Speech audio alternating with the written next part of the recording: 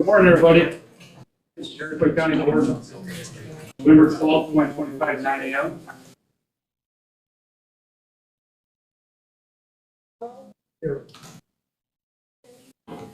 Here. Mark. Here. Aaron. Ben. Rose. Present. Pat. Here. Ryder. Here. Grant. Here. Here. Here. McGinnis. Here. Munson. Here. Parkinson. Here. Ross. Here. Whitlow. Here. Williams. Yes. Mrs. Munchman, would you please introduce our pastor for our invitation and Yes. This morning, we are blessed to have Reverend Joseph Freck. Reverend Freck has been serving the saints at St. John's Lutheran career since 2023. Pastor Joseph and his wife Danielle have 5 children: Eloise, Charlie, Gwen, Rowan, and Claire. Pastor Freck came to Iroquois County from eastern North Dakota. He received his education at the Free Lutheran Seminary in Minnesota.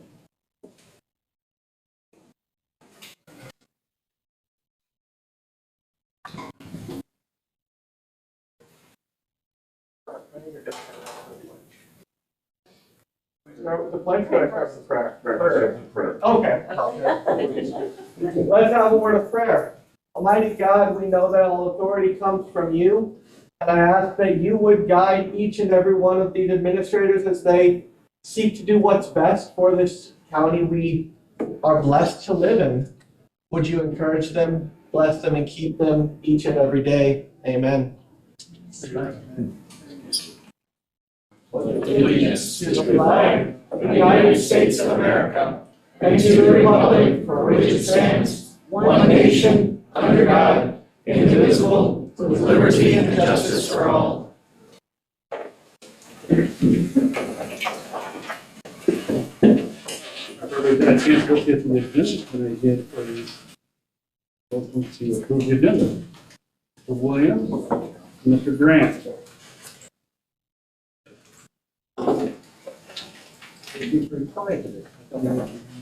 Questions? Wait. Oh, wait a minute, I'm sorry. All in favor, say aye. All opposed, same sign. Motion passed. All right, get a chance to approve the minutes. Can I get a motion? Mr. Hughes, second, Mr. Geiger. Further discussion? All in favor, say aye. All opposed, same sign. Motion passes. Moving on to payroll. Can I get a motion? Mr. Williams, can I get a second? Mr. Whitlow, further discussion? Parkinson. Yes. Mark. Yes. Aaron. Yes. Rose. Yes. Pat. Yes. Ryder. Yes. Grant. Yes. Hughes. Yes. McGinnis. Yes. Munson. Yes. Parkinson. Yes. Watts. Yes. Whitlow. Yes. Williams. Yes. Paul.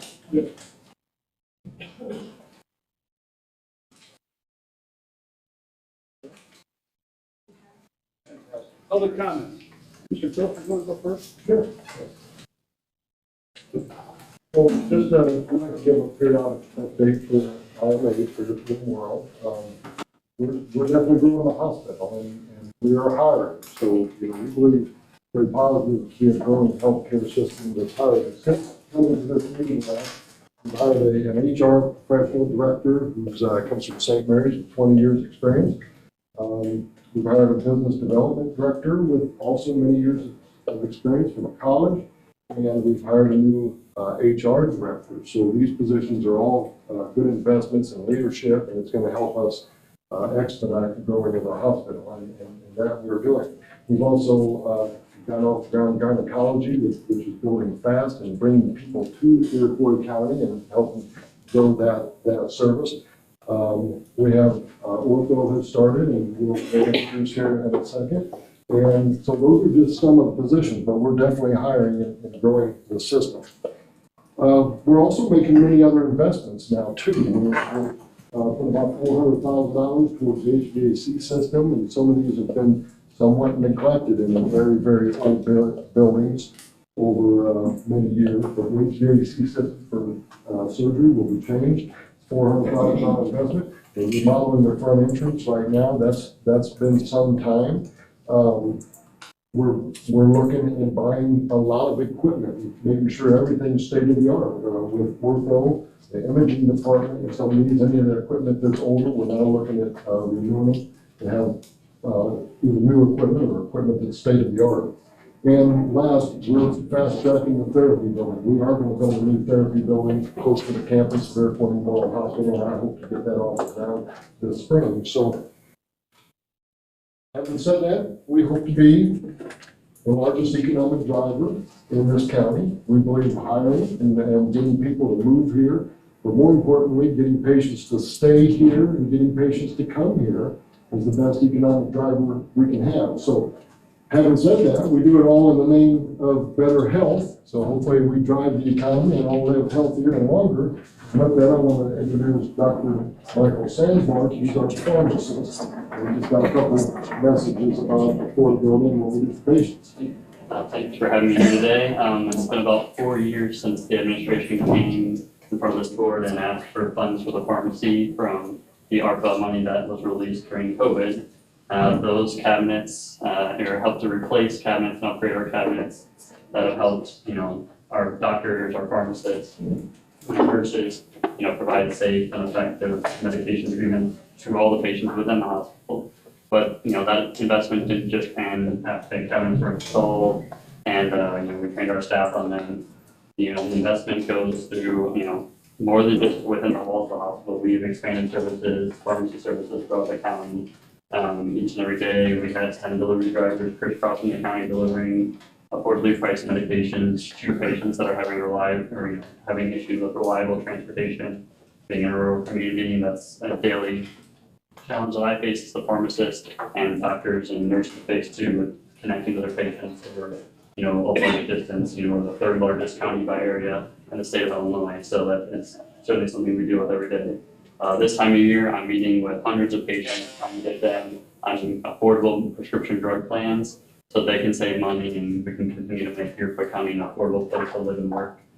So patients that meet with me generally save hundreds, if not thousands of dollars each year on the prescription drug expenses because we stay ahead of the insurance companies and help to reduce their costs. So all these things have worked together to, further the commitment within the community of the hospital and the pharmacy. Another example I just came across here, just had a few weeks ago, was we had a patient that was newly diagnosed with diabetes. Luckily, they saw an IMH provider. They contacted my staff. Within 5 minutes of talking to this provider, the patient got over $2,000 worth of insulin, several $100s of diabetes supplies at little cost to them and to taxpayers. Because this wasn't just any patient, it was a patient in the Iroquois County Jail. So had we not done that, we as taxpayers would have to front that bill to provide this patient with, that kind of medicine, that kind of treatment. So it's just one of the, example of the ongoing commitment that the hospital has to the community, to the patients, no matter the walk of life that they have led. So it's just another testament to the investment and what we, plan for the future as well. We're looking in the pharmacy to expand services, helping local businesses that are operating within the county, help them save money on prescription drugs, help local school districts and government organizations lower their costs of healthcare within the community through our expertise. We're looking at providing increased access to pharmacists throughout the county, to have sit-down visits, just like you go to your provider, your medical provider, to help with those affordability issues as well, and just understanding your medications further. I don't want to take too much of your time, but you guys know that we became a critical access hospital a couple of years ago, which is the federal funding for rural hospitals. We qualify for what's called a 340B program because of that. You'll hear some of the information in the news about that.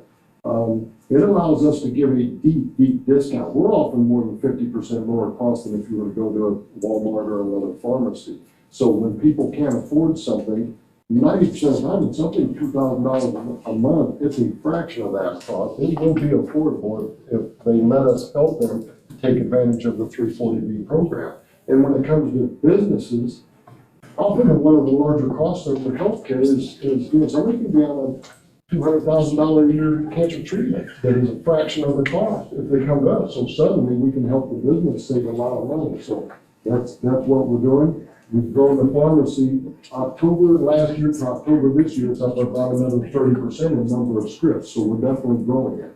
30% is a nice growth. So very good leadership here. I have Dr. James Murphy. He's an orthopedic specialist. Comes from OSF, but I'll give him the floor. To Sure. a couple things. Yeah, just a couple things. I'm the new orthopedic surgeon. I've been at IMH for about four months and change. And although I'm new to IMH, I'm not new as an orthopedic surgeon. I've been in practice for about 20 years.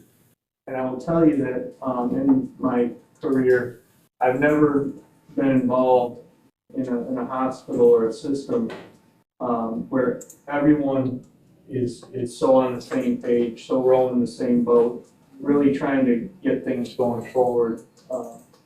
And we're a small hospital, but orthopedically, I feel like we can do anything that they're doing in Kankakee or most things they're doing in Chicago or anything else. So I'm very proud to be part of IMH and looking forward to helping a lot of people. I saw some of you limping on the way in, so. Plenty Dr. Murphy's been part of us growing the hospital, so I think we're very fortunate here. And last, I just want to say we're also very, very fortunate. You see what's going on in some hospitals to the north, to the south, everywhere. We are a locally governed, private, not-for-profit, charitable organization, and we hope to keep it that way forever. And it's a heck of an asset to be that way. So we'll keep it on that. Thank you very much. Thank you. Thank you. Appreciate it.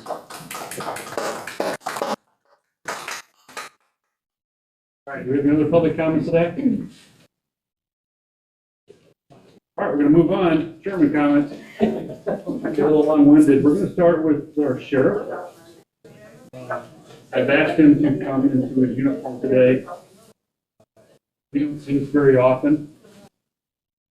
And I'm happy they were updated, and I think they look fantastic. I just was able to download the photos that Kristen took this morning and have those turned out, so those are at Mr. Watson's table. Photos up here, everybody can take a peek at them, see what they're like. So we took the photos of the deputies, October 31st, and on October 17th, we took the photos of corrections. So this is the first time we've been able to get everybody together on the correction side to get photos, but I'm very proud to be having this uniform. They were provided by a local company. I've not received clearance to say the name, but I definitely appreciate it. So I think this adds a lot of class. I it's a little slower than I got that. No, we appreciate it, thank you. Well, you're very detailed. Really good. Model. Make it one. Make it like- Yeah. Yes. Thank you. Again, Sheriff, thank you for representing us professionally, we appreciate it. All right, moving on to, we've got a one-year anniversary today. Would Robin, would you please stand up? From the county board, do want to thank you for your one-year anniversary. Yeah. I've heard nothing but positive, department down there, so I can't thank you enough. I believe there's maybe your team's gonna come in, let you know that they're very appreciative of you also. So, I don't see them yet, but when they do, I'll fire it back up. Oh, here. Oh, here we go. Here they go. Oh my gosh. Cool.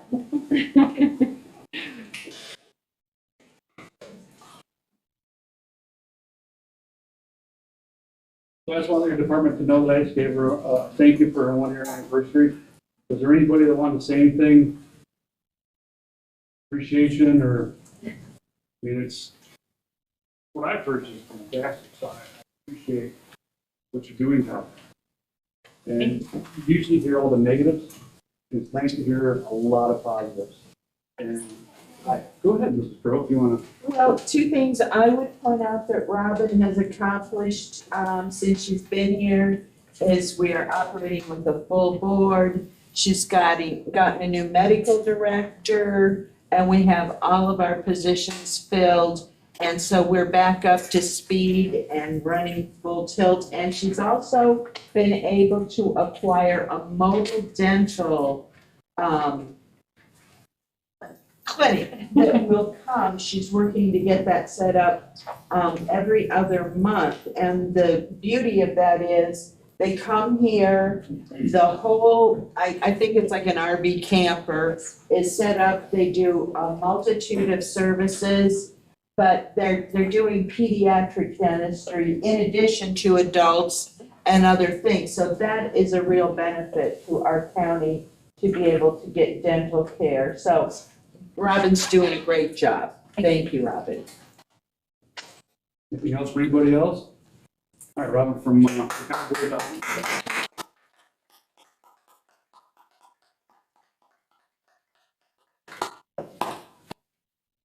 last thing I have, Chairman's comments, is Chris Grant here. Take off. I'm hiding back here. Oh, there he is. I want to give him recognition. We just had a snowstorm come through. And I appreciate you, the communication I got from you early in the morning, to know how things were going, and to know that you took care of the property and made sure that we had no issues that day. So thank you so much. Nope, no problem. Thank you.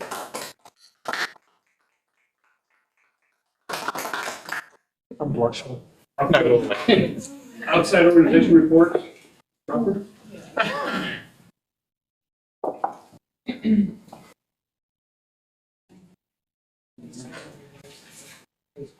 morning, Chairman and board members. Thank you so much for being here. Here's the item news for November. The Illinois Department of Employment Security Lunch and Learn is coming out tomorrow. Iroquois County businesses tired of losing top talent during slow periods, only to incur the expense of rehiring and retraining when the work picks up. We will be holding a lunch and learn tomorrow for the Iroquois County manufacturers and businesses with guest speaker Thomas Pinnell, who is the business service coordinator for the Illinois Department of Employment Security. Tom will be sharing information about the WorkShare Illinois program and how this program can help companies avoid layoffs when businesses slow down. And this counts also during Christmas time, when they're off during Christmas too. Employers that maintain trained workforce during temporary periods of business downturn. It'll help employers avoid turnover costs associated with hiring and training new employees. The state program allows employers to reduce employee hours and use unemployment benefits to supplement the lower pay.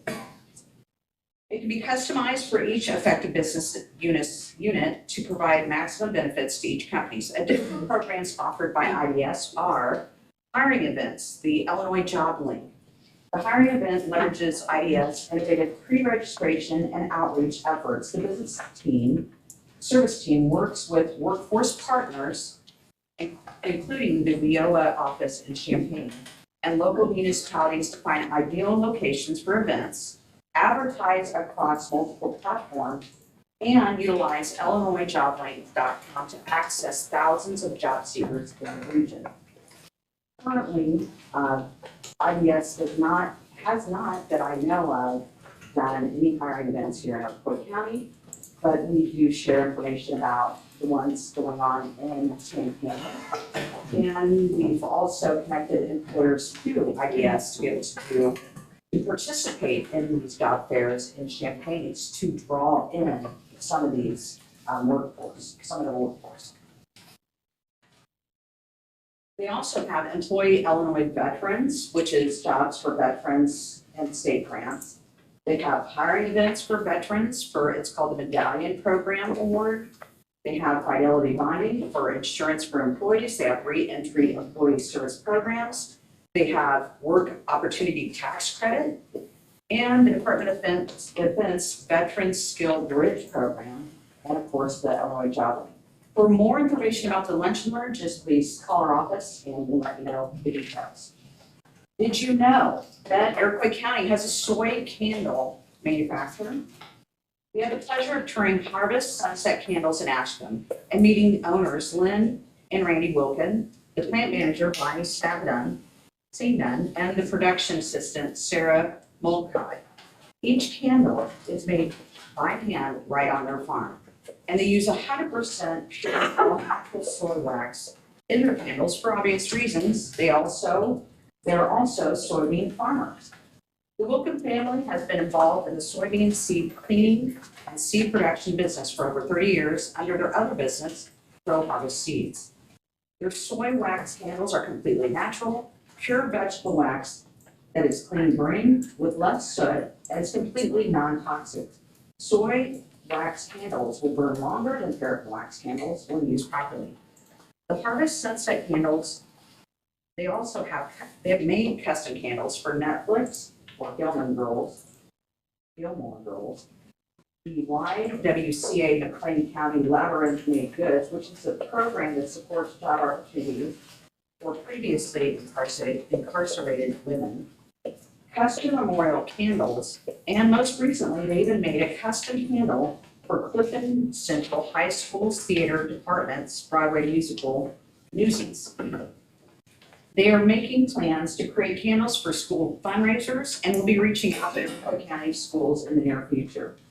So stock up for Christmas and order your own Soy Harvest Sunset Candle at www.harvestsunsetcandles.com. Iroquois West Schools and Inca Brasa are implementing a work-study program. Since August 2025, our organization has been meeting with management leaders at Inca Brasa Industries, along with Jeff Ryan, who is the Iroquois County Area Regional Development or Education for Employment Director, Trent Echelon, who's the superintendent for Iroquois West, and Heather Giles, who's the principal for Iroquois West, to coordinate a work-study program for students. At our most recent meeting last week with Inca Brasa, we discussed creating a syllabus focused on electrical, mechanical, chemical, and agricultural engineering. These would be centered around student elective areas in biology, agriculture, food science, business, electrical, mechanical, machine operations, sales, logistics, and safety. Once implemented, Iroquois West schools will track students' progress and collaborate with Inca Brasa to design customized career pathways for students. It's super exciting. This is really great. I love to hear that we have these things coming up for our students. And also, they are hiring, of course, for numerous different positions. In addition to the work-study program, Iroquois West students can also earn dual credit through partnerships with Danville Area Community College, Kankakee Community College, and Parkland College. Update from Citizen Park High School work-study program. Recently, I spoke with Rachel Perlman, the principal of Citizen Park High School, regarding their work-study program. Principal Perlman shared that the school currently has 9 seniors participating in the program through partnerships with local businesses. This initiative provides students with valuable real-world experience by allowing them to job shadow in half-day rotations. The work-study program has developed through Citizen Park Future Farmers of America, the FFA, and includes opportunities in agriculture, business, manufacturing, and customer service. To support the program's growth, the school has hired an additional agricultural teacher and plans to expand the curriculum to include students in grades 6 to 8 to help them prepare for future participation in the high school program. In addition, also Inca Brasa and Iroquois West will be doing the same, and we'll probably get updates as this program gets more firmly established in the future. In addition, of course, to the work-study program, Citizen Park students also can earn dual credit with partnerships through DACC, KCC, and Parkland. As a side note, the principal told me that Citizen Park is also celebrating that the Citizen Park volleyball team is currently ranked #1 in the state of Illinois. And their next game is this Friday, so go Timberwolves. We are excited for both Iroquois West and System Park High Schools working together with local businesses to ensure the success of these programs for both current participants and future students. Look for more updates in the future as these programs continue to develop. To find fun family holiday events happening in Iroquois County, go to our Facebook page at the top of the page and see November events posted. And just enjoy this time of year with your family. I looked the other day and there were 38 different separate events throughout the county. And all these wonderful things are happening this holiday season. If you're needing assistance for starting a business, you know of a business opening in your town, or would like to promote your events in your town, please call our office at 815-432-0072. Are there any questions? Thank you. Any other outside additional reports? We'll move on to next committee reports. Services. Good morning.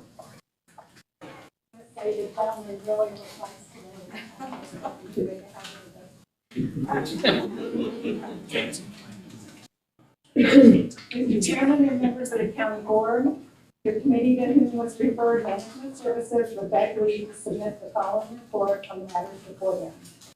The committee met at the administrative center November 3rd, 2025 at 9:01 a.m. Members present were Kevin Ferguson, Jamie Watkins, Don Crow, Roger Bard, Scott Watts, and John Grant. Also present, County Board Chairman Paul Duquette, Finance Manager Joe Johnson, and County Board Member Charlie Alt. The meeting was called to order. Reviewed by Grant, seconded by Watts to approve the agenda, motion carried by a voice vote. There were no public comments. Due to maintenance supervisor Kate's absence, no maintenance report was provided. Watts provided an update on the county farm, stating he spoke with the tenant and the fields by Route 1 are going to be in the high 70s to low 80s bushel per acre for beans. The tenant also received the fertilizer invoice and requested to pay the invoice next year for his account. We reviewed the lease regarding conditions on payment, which states payment is due upon receipt of the invoice. It was moved by Crow and seconded by Grant to respond to the tenant's inquiry regarding payment of the fertilizer invoice in 2026 and deny that request. Roll call vote was taken, motion carried. If payment is not received, the committee will contact state's attorney, Mike Quinlan, regarding the matter. Ferguson provided an update on the sound system for the boardroom, stating the equipment has been ordered, but a delivery date has not been provided. The committee reviewed the claims. It was moved by Bard and seconded by Grant to pay the claims subject to county board approval. A roll call vote was taken, motion carried. There was no old business, there was no new business. The next management committee meeting is scheduled for December 2nd at 9 a.m. There is no further business to come before the committee. It was moved by Bakken and seconded by Watts to adjourn at 9:21 a.m. Motion carried. All of which is respectfully submitted, and I move The motion on the floor, is a second. Mr. Hughes? Do you have any further discussion? Maybe you're ready. Bart, Yes. Aaron, Yeah. Crow, yes. Duquette, Yes. Geiger, Yes. Grant, Yes. Hughes, Yes. Hughes. Yep. Lexler, yes. Ferguson, yes. Watts, Yes. Whitlow, Yes. Williams, Yes. Holt, Bakken, Yes. Thank you, Mr. Ferguson. Finance IT tax to me, Mr. Watts. Morning. Yeah, there are members of the county board, your committee, for finance IT. Fact, need to submit the following report on the IT. Committee met at the administrative center on November 3rd, 2025, with 10 of members present, Watts, Ferguson, Altbach, Crow.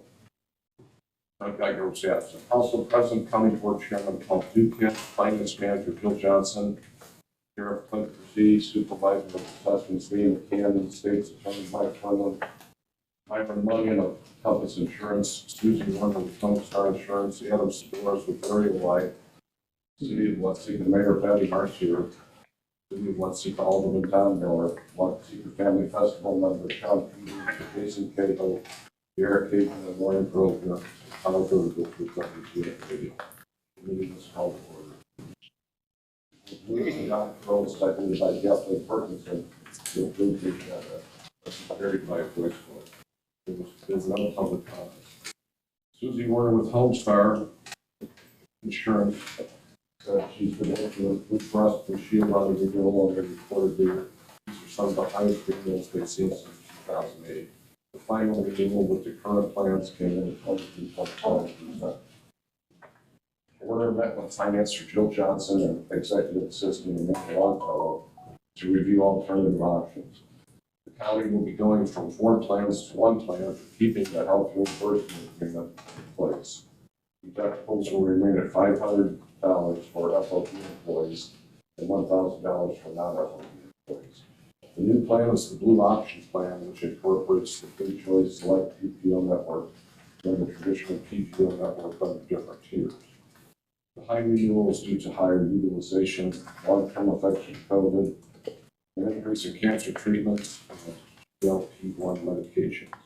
Open enrollment meetings are scheduled for November 4th and 5th from 9 a.m. until 3 p.m. in the employee break room. Myron Money with Compass Insurance reviewed the company's insurance renewal with the committee. The total annual premium is $582,147 compared to last year's renewal of $461,158, 63 cents. Money noted the number of county vehicles increased from 65 to 75. It was moved by Charlie Alt, seconded by Katie Botton to approve the insurance renewal offered by Illinois Counties Risk Management Trust. Roll call vote was taken and the motion carried. Adam Sedores with Area Life reported the equipment for the sound system in the boardroom is on back order. Can we discuss what he was for the equipment? Members of the Watsika Family Festival will attendance request a donation from the county to assist in defraying costs. John Peters discussed the events that are held year-round, as well as the annual festival that is held at the Watsika. Peters explained that these events attract many vendors, entertainers, and visitors that utilize the hotels, restaurants, gas stations, and other businesses within the county. Watsika Family Festival donation of $15,000 to $20,000. Finance Chairman Watts explained the county is in the process of finalizing the 2026 budget and preparing for the tax levy. No action on the donation was taken, and Watts stated the committee will revisit the matter next month. Department heads gave their monthly reports, and they are as follows. Current proceeding reported the Sheriff's Department offices bombarded with FOIA requests, requesting information on the reports,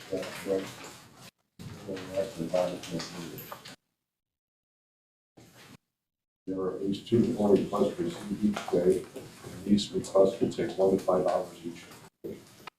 That's an additional burden on top of the regular daily tasks. The Illinois Sheriff's Association is working on legislation which will limit the scope of general FOIA requests. I'm talking to his office, they stated they are busy but not overwhelmed with requests at this time. Herzee said he'd like to discuss the possibility of hiring additional staff in the future to assist in these tasks. The Sheriff's Department is conducting the physical agility testing for prospective deputies on November 8th, with the written testing held on November 15th. Process is necessary to compile a list of qualified candidates to hire in the future. There are currently 10 applicants. Received by the County Board of Finance Committee, in addition to the division of the Sheriff's Department, keeping the citizens of Fairfield County and the deputies safe as possible at the time that he has been sheriff. He also reported the Sheriff's Department participated in a contest to win Roth ID tags for the county. Department was fifth in the contest and received 1,000 Roth ID tags. The correctional officers and deputies had their department pictures taken for the Sheriff's Department calendars. Supervisor of Assessments, Newman Cameron, reported that the assessment office is working on equalization and is on track to publish assessments this month. Once published, they've been taking appeals for 2025 assessment. Mailings will also be published on the county's website. School superintendents that requested the third seating EABs received on October 28th. Cameron also reported that the veto session presented by the County Assessment Officers Association came late on that being successful. Senate Bill 642 is waiting to show their signature. When signed, the city increased threshold income limit will increase to $75,000. Senate Bill 642 will also increase the threshold to $75,000 for the senior people handled by the Treasurer's Office, and it permits county clerks to establish a payment plan for tax certificates. Senate Bill 25, referred to as the Energy Bill, has approved a way to value the battery energy storage systems, BESS. Lastly, Cameron reported as of today the current rate setting EAB is 928, 932, 366. Finance Manager Phil Johnson has reported he continues to work on year-end items and is ready to approve the 26 budget. Johnson also continues to work on the 2024 audit. Wattswood Treasurer Baldridge reports to me which states the tax sales being held today in the boardroom of approximately 432 parcels on the sale. Iroquois Federal has been acquired by Serve Bank. Aldrich has spoken to bank employees and current staff has been expected to share. Aldrich will evaluate after acquisition takes place in 2026. The Treasurer's Office will begin issuing income statements and the final tax distribution will be by the end of November. State's Attorney Quinlan reported he met with the state of Illinois representatives in regards to retention and destruction. Quinlan said he's hired a company from Kankakee and Destruction. 30 years of files from the state's attorney's office. City of Watseka Mayor Benny Marcier stated he is in attendance to support the Watseka family festival. Also, the city of Watseka will hold a finance meeting on November 18th at 6:30 p.m. to discuss this bill. Committee reviewed the monthly resolution list with parcels being sold to Dwayne Pearson, Friends of the Kankakee, Paul Wood, and Johnson Family Farms by the county trustee. Pearl expressed her concern about the parcel being sold to the Friends of the Kankakee. It was moved by Pearl and seconded by Hawkins to approve the resolutions for parcels sold through the delinquent tax process of splitting Friends of the Kankakee parcel number 0718 276 Roll call vote is taken in the public hearing. Open finance. Email. Discussion was held on the 26 budget. Budget was posted for public viewing last month. Carl asked Johnson to address the negative fund balances appearing on the budget. Johnson explained the general budget had a surplus of $1,481. Public safety tax funds shows a negative balance of $14,627 due to the committee's decision to transfer $86,970 to the general fund for joint dispatch salaries. Capital Improvement Fund shows a negative balance of $11,627 due to making an additional payment to VAT. Probation Ops D shows a negative balance of $39,400 to purchasing a vehicle next year, as explained by Probation Director Tom Lackland during his budget presentation. Last referred to the coordinator line of Fund 720-911 on your emergency service board, and would like to have the $50,000 budgeted for this position removed. This position has not been filled, and there are other vacancies within the department that need to be filled. It was moved by Pearl and seconded by Bakken to approve the 2026 budget, with the exception of Fund 720 line item 51198 and the amount of $50,000 for the coordinator's salary. Roll call vote was taken. Motion carried. The committee received updated tax levy worksheets. Action on the tax levy will take place next month.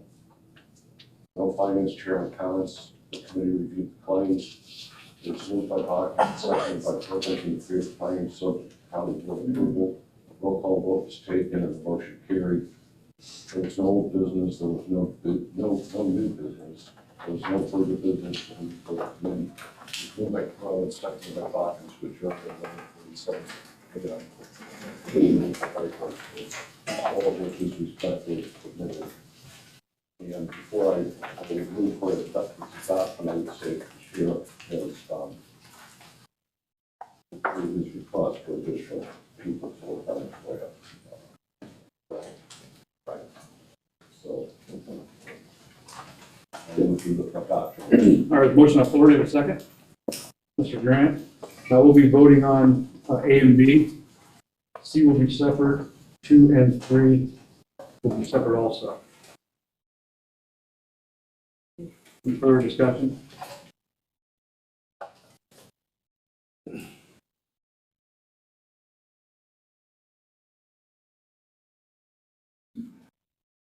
All right, move ahead then. Bears? Yes. Crowe? Yes. Yes. Geiger? Yes. Grant? Yes. Hughes? Yes. McGowan? Yes. Munster? Yes. Wilkinson? Yes. Watts? Yes. Whitlow? Yes. Williams? Yes. All? Hawkins? Yes. Bard? Yeah. All right, motion carried. Go on, you want to receive? We're on to number 2, right? No, 1C, motion to approve the FY 2023. That's number 2. It's got to be something. Acceptability. It would be 1, and then it would be C, motion to approve the FY 2026 budget with the exception of Fund 720, line item 51190, an amount of $50,000 for the coordinator salary. Which we have since found out through Michael Quinlan, the state's attorney, that that cannot happen. So you're gonna have to, have someone make a different motion. Have next to do what? Make a different motion, taking out that Fund 720 line item 51190. Yeah, to strike it. All right, so we're going to make a motion to strike it.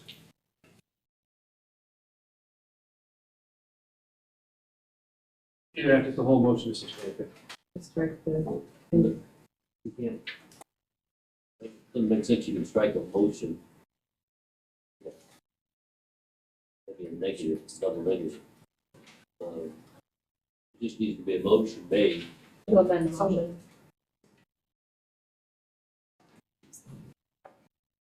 At the finance committee meeting, suggested eliminating that, but it's still in the budget, right? Yes, because the state's attorney got back to us and said legally we cannot take that out of their budget. Okay.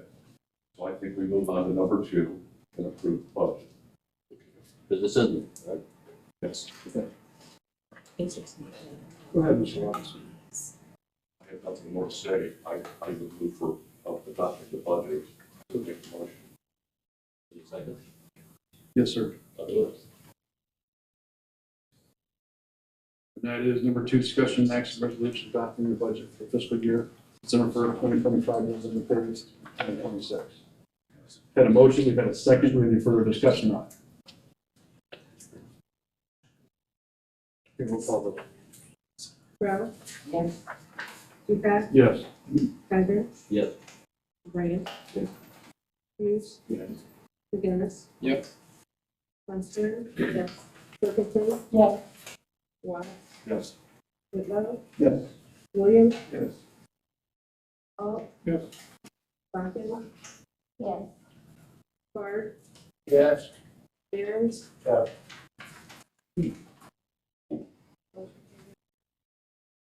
All right, moving on to number 3, discussion and action on 2025 tax levy and schedule truth and taxation hearing if necessary. Yes. So you all have in front of you 4 different ideas of what should levy. And 3 of them will require a truth in taxation hearing, 1 of them does not. They all cover what we budgeted for, and, I advocate for the final one that says lowest. I think we should take the lowest amount from the taxpayers. I know some people don't agree with that because they think we should have a cushion. I think we should take just what we need and no more.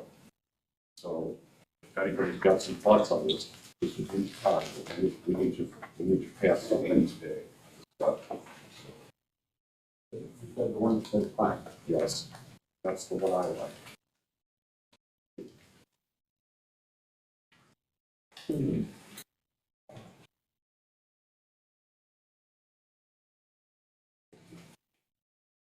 Historically, we found out that the highway works is often more a lot often than the rest of them. Just wonder if we went with the median, that would be otherwise in between high and low.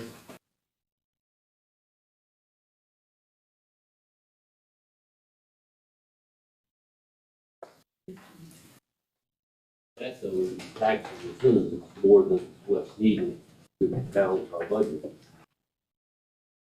We did with I think a big tax increase last year.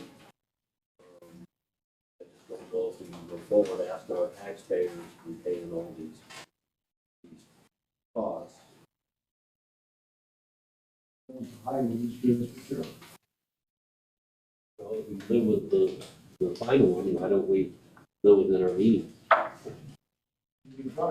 I just want to point out that with the final one, that the county levy fund, which is the corporate, the county highway, bridges, matching tax, which are highlighted in blue for you guys, that is not taken at the max rate. So the max rate for corporate would be 0.27, and for county highway, it is 0.1, and for bridges and matching tax, it is 0.05. So if you take a look at those rates, they're below what the max rate is that we can levy funds at. Now, I've had some discussion with Alan on that. Historically, in the past, we haven't messed, I'm not talking about corporate, which is your property taxes for the general fund. I'm talking about highway matching and bridge. Historically, we've always taken the max rate. And if you have anything that you'd like to add, Alan, into that?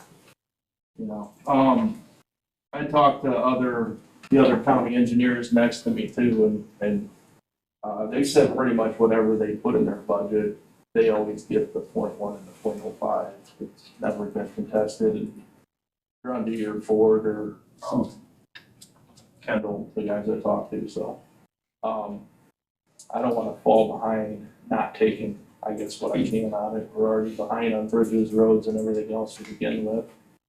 People back there too, so I don't know if it's gonna spend something into a truth and taxation to do that, but budgeting wise, he asked me if that's the number I needed. That's what it was last year. It seemed to work.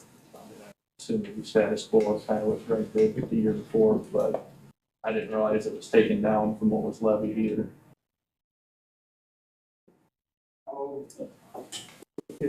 If we don't go to the max with yours, how much do we lose in matching funds? What are we? 766 instead of 0.1, 3 something instead of Yeah, so 200,000. Yeah, he's losing $200,000 to go towards our, In matching funds. in matching funds, correct. So that's 200,000 at some point we'll have to get from the people of the county because we're not getting it from the state. Right. Can we max his out while leaving some of the others the same?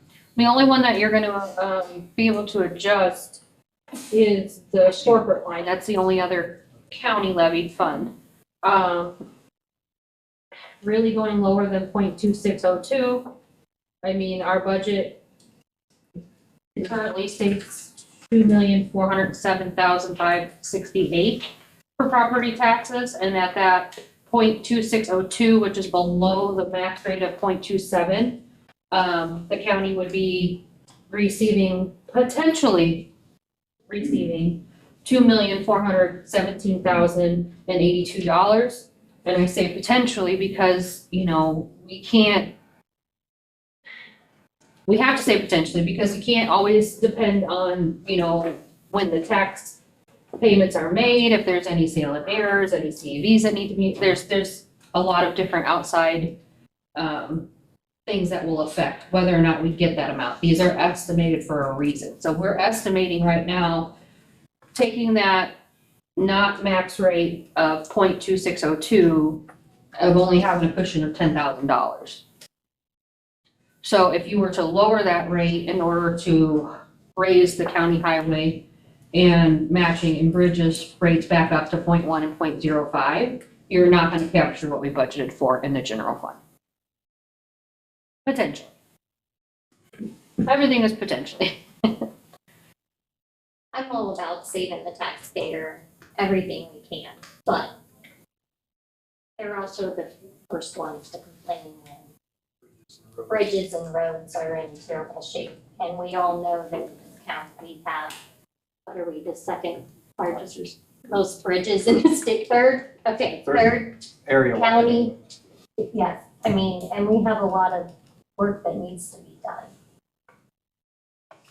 done. That's my concern.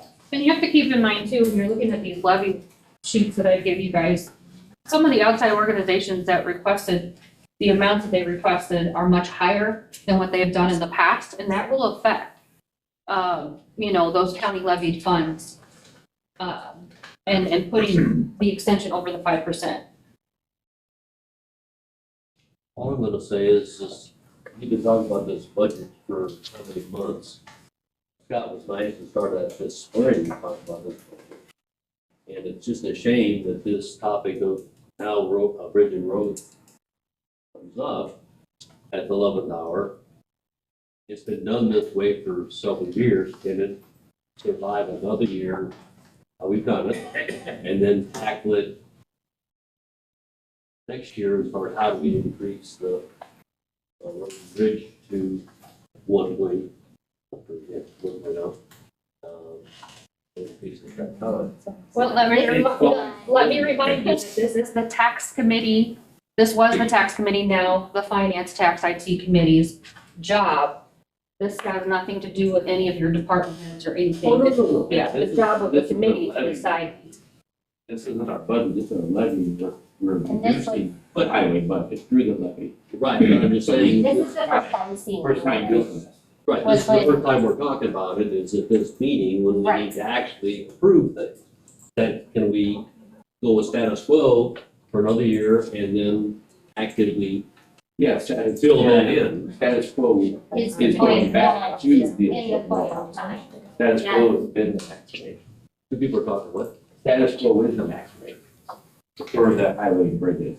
This is the first time we are lowering Exactly, the final sheet on the levy rate. Okay. correct, and it's the first Yeah, time that has been done. People at the max. Okay. We're leaving matched money out there by doing this on the final, is what we're getting at. So this is the first time that this has been done, and that was the, Yeah.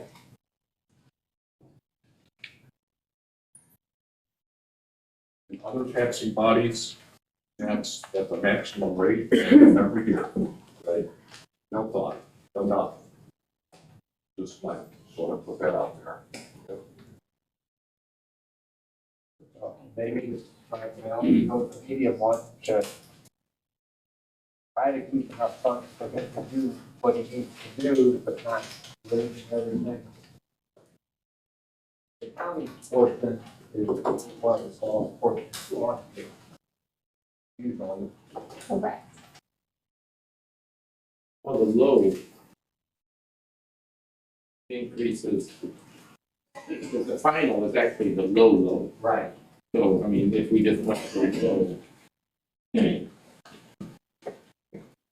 Final one, it's not required to content. Right. The other three do, which, you know, whatever. Now, if you're looking at the low for what we're budgeting at the 6,861,168.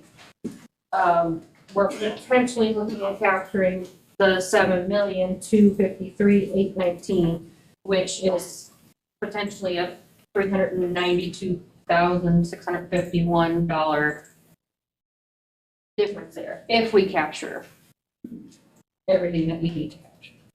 We can leave the corpus rate at 6. You could. Raise the highway. So if you leave the corporate rate at 0.26 and you raise highway and matching and bridges back up to 0.1 and 0.05, then you would potentially capture $7,288,447.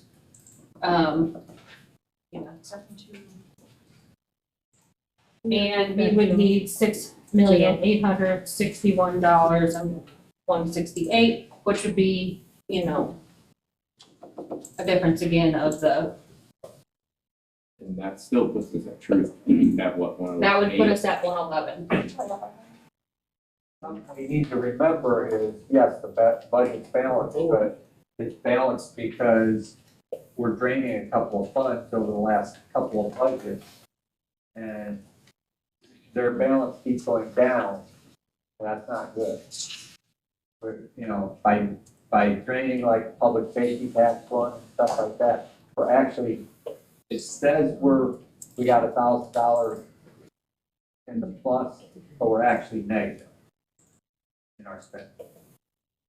If you go with the low, which is the 9, we're assuming that the EAV is gonna be 902 million and some change, and you lower that tax rate, I believe, Chad, did you just ask me this? Yeah. That to 2.2602, that wouldn't allow us to capture enough money for what we budgeted for in the general fund. At that assumable EAV of 902 million, which we know that it's gonna be at 928 million. I got a question. When the legislature was doing their business in the middle of Halloween, they diverted a lot of road money from downstate. What's the impact over discussing? I think Any advice from anybody? well, all the diverted money was all for,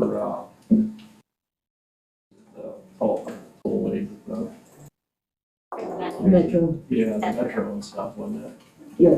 Well, there was a reduction in the amount of money that's been going downstate and it changed the ratio. Yeah, 85 and 15, right? Wow. That turns it from 2. I don't have a copy of it, but just summary. And they don't really know what it's gonna affect right now. Basically, they took the interest that we were getting off of it too, so eventually I would assume it's probably gonna go down with some of the other funding once they realize what, taking all of our interest away too. I had it for the discussion. Chairman, Mrs. Crowe has a comment. Go ahead, Mr. Crowe, I'm sorry.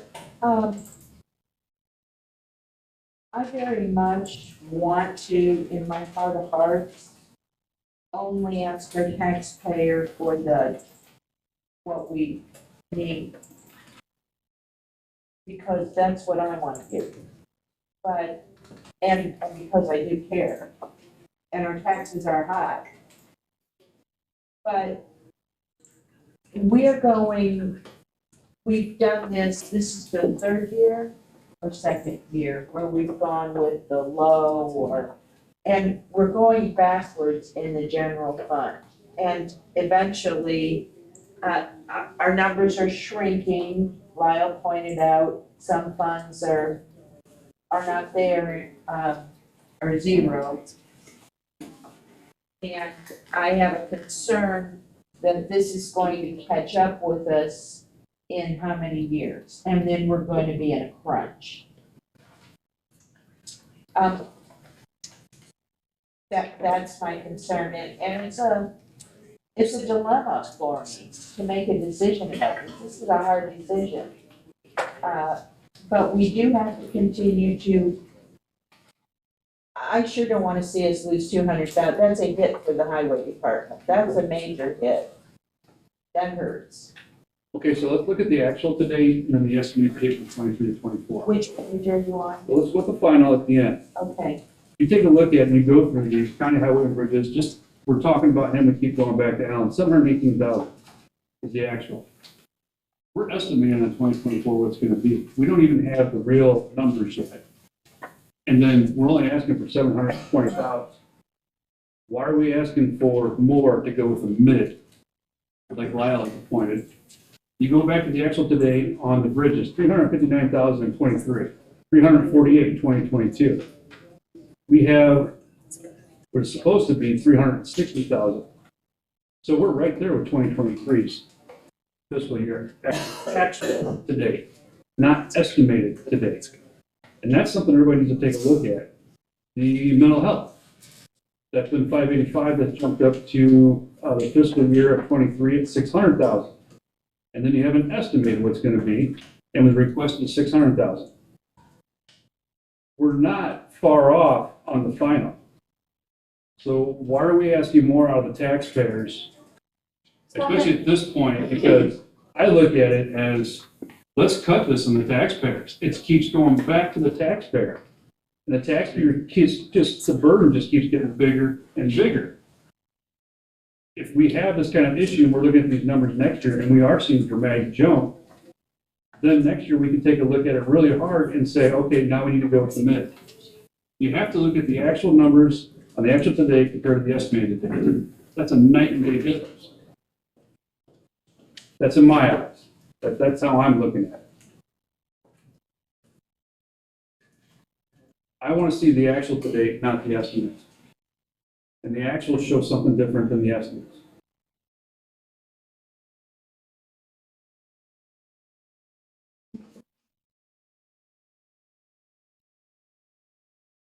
Further discussion? Go ahead. Hey, I'm a taxpayer also, we all are. Correct. Going in the direction we're going, a little bit scary, I think. It is a movement, but I don't want to have to hit them with a big amount down the road. I mean, a tremendous amount. We could come to that. We don't have a little Christmas, but I don't like it any more tax than we got. It just kind of worries me a little bit. Okay, so the 2024 numbers that you were talking about, those are the actual numbers, and I apologize, I didn't change the estimated to actual once I received the actual numbers, but those are the actual numbers that came in through the tax computation report through the clerk's office.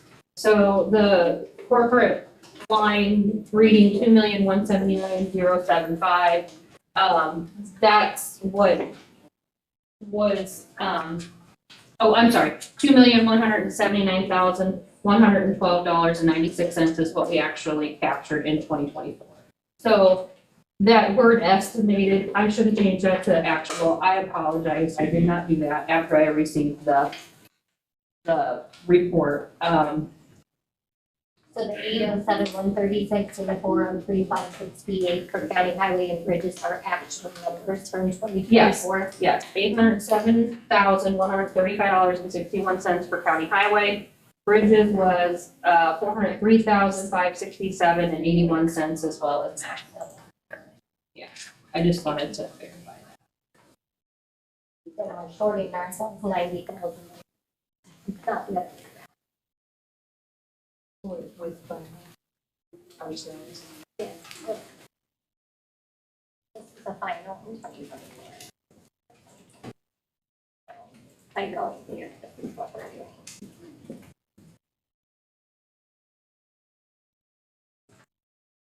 So, Mr. Chairman, my recommendation would be if there's no more further discussion, I would ask you to call for a motion for one of these four options unless there's more. Anyone? I just want to reiterate, I know a lot of it's going on the highway, but our budget, while it says we're in the positive, we're actually in the negative. So if we keep going that way, like Tom said, it's not going to be good down the road. Jill, can you just clarify for me, at the low, if we did the .2602 instead of the .27, we do not cover the budget, correct? Correct. But if we keep the low at the .27, we do. And rate everything on this, Yeah. where it says. So if you look at the low sheet that has all of your max rates, we're looking at the general fund, which is the corporate line item, the 2,435,000, we budgeted for 2,407,000. If you were to lower that to the 2,602 and leave highway at the max rates, that would only be assuming that we would capture $2,347,000 or 47, let me reiterate that. $2,347,513, and we budgeted for $2,407,568. So lowering just that tax rate, assuming that our EAV is $902 million, which we already know is gonna be approximately $928 million. You're already going to be leaving money on the table, as Bob used to say. So just information. So with the final, you have the assumed EAV at 928, but the lower is 902. I thought the final was lower than the low. So the low, the medium, and the high Yeah. have your assumed taxable EAVs at different rates. So Yeah. those are the numbers there. However, those are at the max rate that we can take at 0.27. Yeah. The final sheet, I was asked to do some configurating based off of the 928 million, which we know we're gonna be around, and playing with those rates to see what we could, the closest that we could come to capturing what we need in the general, what was budgeted for highway, bridges, and matching, and stay under the 5% for truth and taxation. So that final sheet has lower rates at the max EAV in order to keep us at under 5%. So now, it's just a bunch of information for you guys to. It seems to Make your me, in decision. the 2 years that I've been sitting in this chair, that as an individual, I look at my income and base my expenses on the income that I anticipate to come in. I feel this body goes the other way, and they say, what are our expenses? Now we need to find the revenue to cover the expenses. And that's just the wrong way, in my opinion, to run the ship. Can't solve it this year, but at some point in time, we gotta control our expenses and can't say yes to all the demands out there. I think we can't afford it. Well, I agree with you on that page, Doug. The thing, we've got to know how our revenues are trending in the county. And we don't have that information in hand for a long time. You're right, you gotta look at your revenues before you can decide what you're gonna spend. And that's, I just don't think we have. We're at today. But tomorrow, we just gotta change our ways. We just can't give out a blank check to people and fill it in and let us know. Instead of what do you want, here's what we have. Exactly. And make it work. Yeah. I don't care who it is, if it's employees, if it's a salt company, if it's whoever. We gotta live within our means. Right. And I'm sorry we have all the bridges that we have. But if we don't need all the bridges we have, I don't know. Anyway. Any further discussion?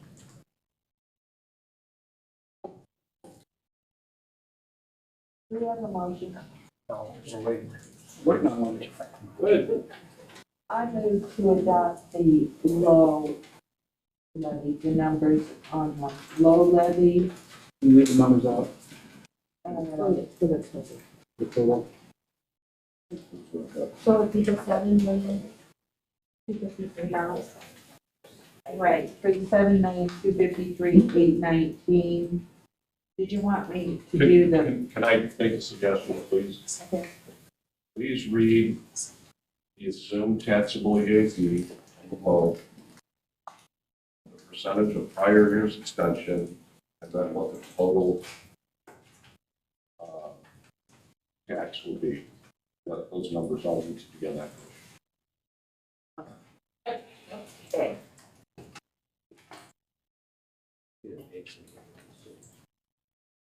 What all the 79253, 819 with the, EAV of 902, 195, 511 at 110, 110.82, of the prior year's extent. Did I get it all? Thank you. All right, motion on the floor. Do you have a second?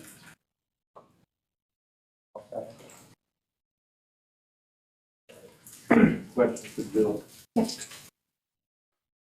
So with the levy of 902,195, the EAV, if the EAV comes in at 928, 950, whatever, the max is based off 902 already. Is that correct? There's the tax law question. And maybe that's, you might not be able to answer that. No.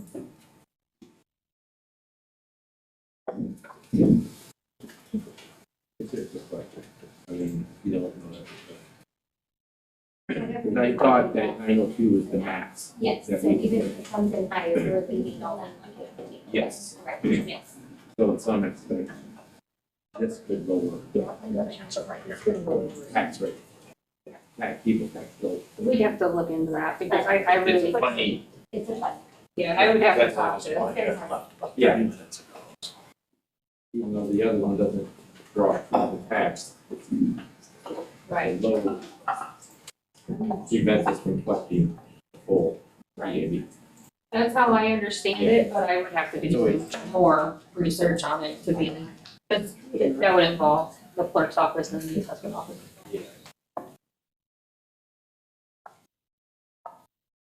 Any further discussion?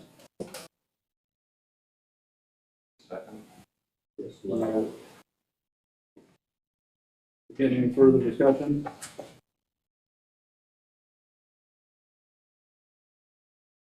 I don't agree with it. That's your choice. I would want to find it. Any further discussion?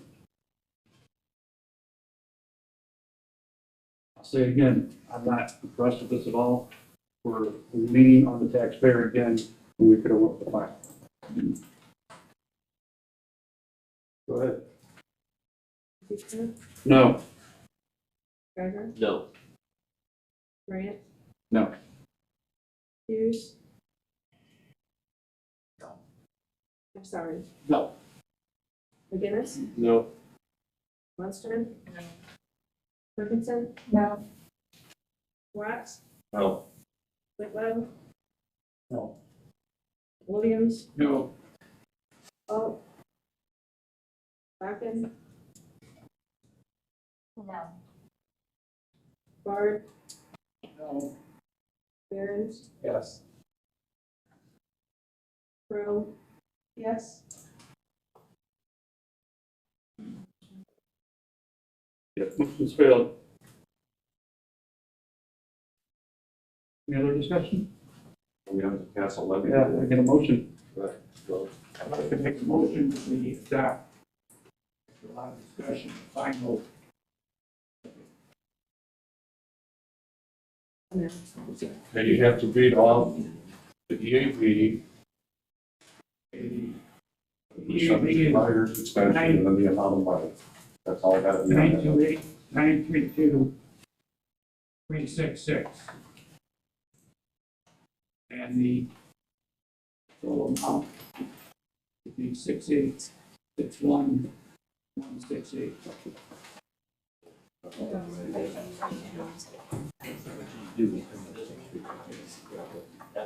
Okay. This is one number. 6872,285. Ready. Almost 4.99, just under.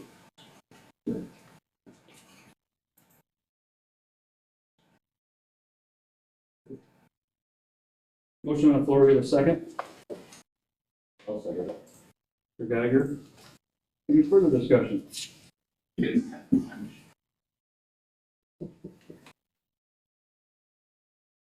I'll say I'm not in favor. I agree, we need to stay within our budget, and I guess my guess in this, we are telling all department heads, as of now, start cutting your budget, because that's what you need to do, because we are not going to. Which over excuse me, approximately 68% of the county budget is salaries, so keep that in mind.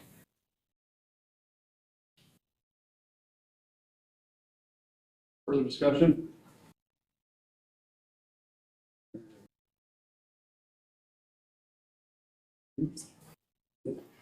Geiger, Yes. Reyes, Yes. Hughes. McGinnis, Yes. Munsterman. Yes. Henson. Yes. Ferguson, Yes.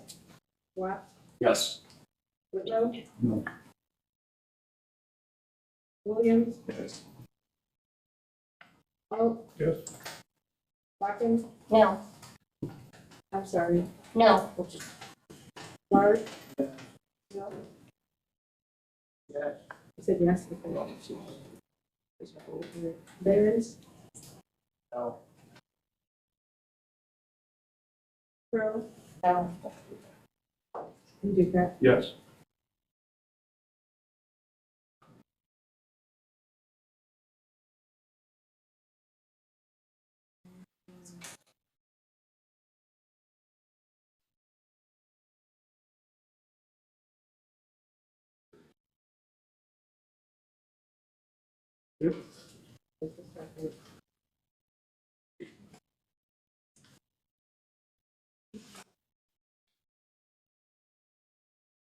Motion passes.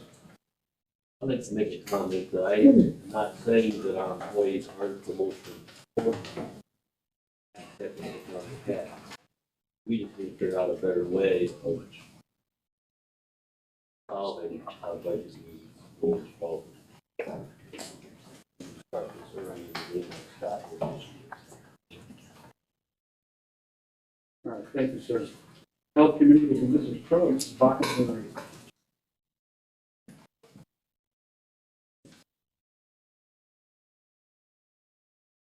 Mr. Chairman and members of the county board, your committee to whom is referred health would please leave to submit the following report on the matters before you. Your committee met at the Administrative Center on November 4th, 2025 at 9 a.m. Members present were Donna Crowe, Jody Munsterman, Steve Hughes, Chad McGinnis, Roger Bard, and John McGrath. Also present, Finance Manager Jim Johnson, Iroquois County Public Health Department Administrator Robin Allen, Animal Control Administrator Angela Sabari, Amy Zabel, and Valerie Melendez with the Iroquois Mental Health Center, and Carla Petrovich with WGFA Radio. The meeting was called to order. It was moved by Hughes and seconded by Bard to approve the agenda. Motion carried by a voice vote. There were no public comments. During agency reports, Amy Zabel with the Iroquois Mental Health Center has been sharing with the committee activities that have been happening through a federal grant for first responders wellness. Zabel introduced Valerie Melendez and Mo, the therapy dog. Zabel said they were excited to learn that the federal money for this grant has now been extended through June 2026. Zabel noted this is not a grant that provides services. Iroquois Mental Health Center provides the services, and the grant funds go towards marketing and transportation as well as Melendez's employment. Melendez also spoke with the committee and explained she spends a lot of her time doing research and setting up programs so that immediate first response support and her peer support are available. Melendez and Mo will be visiting the 911 center this evening. The ICPHD Administrator Robin Allen distributed the monthly summary report of programs. Environmental Health conducted 27 food inspections. There were 16 mosquito samples for West Nile surveillance. This program ended for the season on October 15th and will resume next spring. Community Health reported 111 childhood immunizations and 165 adult immunizations. Flu clinics were held at Heritage Woods in the Arc of Iroquois County. Community Health also reported one rabies case that is being treated. 2 varicella cases, and 2 TB skin tests were given for healthcare nurses. Community outreach events included 1 CPR training, 2 health education presentations in the schools, and 376 visitors at the trunk or treat event. Vision and hearing screenings continue in the schools. Senior Services reported 54 annual/need-based reassessments. 204 clients are utilizing services. Allen distributed and reviewed the grant report with the committee. Allen reported that the mobile dental clinic was held September 26th with a full schedule. The next clinic is scheduled for November 6th, also with a full schedule. Allen plans to continue with the mobile dental clinic and anticipates the next clinic to be held in January. Community Health Partnership of Illinois, located in KPP, facilitates the mobile dental clinic. Lastly, the Board of Health meets November 5th at 6 p.m. Animal Control Administrator Angela Ferrari reported the registration deposit for October was $2,870. Animal Control had 45 calls, which included the following: 13 found and 4 lost dogs and cats, 14 dogs running loose, 3 animal abuse reports, 2 bite reports, 2 surrender requests, 3 dogs and 3 cats picked up due to a deceased owner, several farm animals and wildlife calls, including an eagle that had to be transported under the direction of the Department of Natural Resources. There are currently 14 cats in the building. There is 1 cat tagged for rescue, 1 rehomed, and 3 cats going for all up. There are currently 7 dogs in the building with possible placement for 3 of them. There are 3 dogs being transferred to the Kankakee County Humane Foundation, and 1 dog was returned to its owner. Ferrari continues to participate in spray neuter clinics twice a month. The committee reviewed the animal control fee schedule with the changes as follows. The impoundment fee first and second offense will be $100 and $150 respectively. Impoundment fee for the third and any offense after that, $200 and $500. Dog and cat boarding costs, $25 per animal per day. Adoptable dog, cat by a resident of Iroquois County per animal, $200. An elderly dog or cat by a resident of Iroquois County per animal, $350. An unadoptable dog or cat by a resident of Iroquois County per animal, $500. 10-day confinement of a dog or cat at the animal control facility for rabies observation, in addition to the boarding cost, will be $150. And a rabies vaccination fees for animals impounded and returned to an owner will be $55 per animal. Cat trapped to apprehended domestic animal, $100 refundable deposit. Service visit per warden with contract under 1 hour, $100. A service visit per warden without contract, $150. A service visit per warden after 1 hour, $25 per hour. After hours service visits per warden with contract, $125. Disposal per cat, $50. Disposal per dog under 40 pounds, $100. Disposal per dog over 40 pounds, $150. Dog and cat boarding cost at current rate, which is $25 per day. Remove dog cat boarding costs for day 4 to day 10 per day. Due to the number of documents to be reviewed and revised by the committee and time constraint, the health committee will meet on December 2nd at 10 a.m. The committee reviewed the claims. It was moved by Bard and seconded by Grant to pay the claims subject to county approval. A roll call vote was taken, motion carried.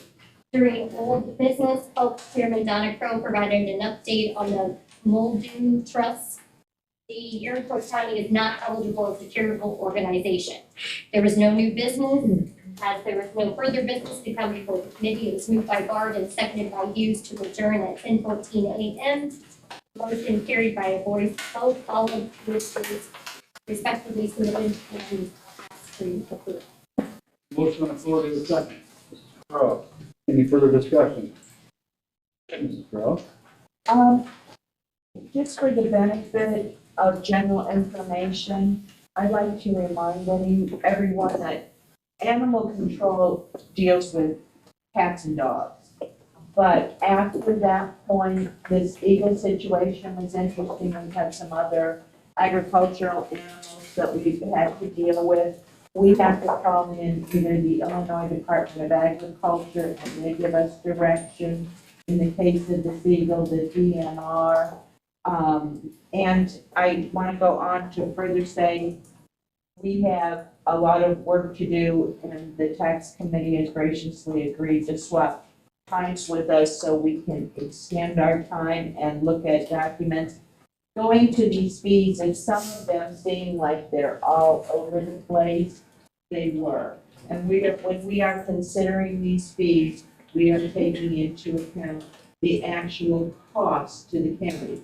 That being what we're paying a warden to go out on call and what an estimated amount it actually takes to keep an animal at the facility and the cost of having someone go there twice a day and provide care for the animal. But also under this, it's not separated out.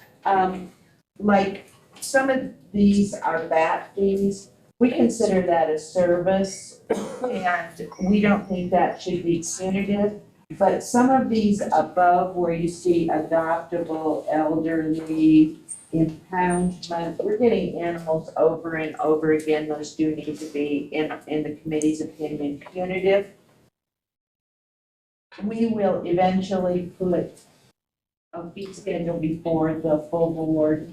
So we aren't, I don't know if we're approving, I don't think we're approving all these today. We want to put a full fee schedule in front of the board. This is incomplete. Also, we're getting a lot of relinquishment requests where people simply don't want their animal anymore.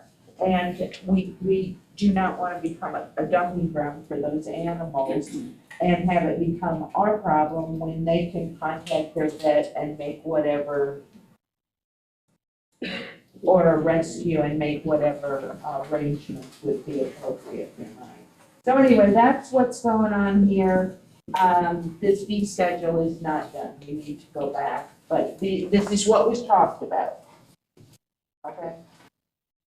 Numbers probably more relative to Kankakee County, but they're A doing their little fee bit, schedule. yeah. We're taking that into consideration. They're just not made up numbers that anybody has. No, Correct. we're trying to, and we're, like I said, we're really trying to base it off of what the true cost is to the county.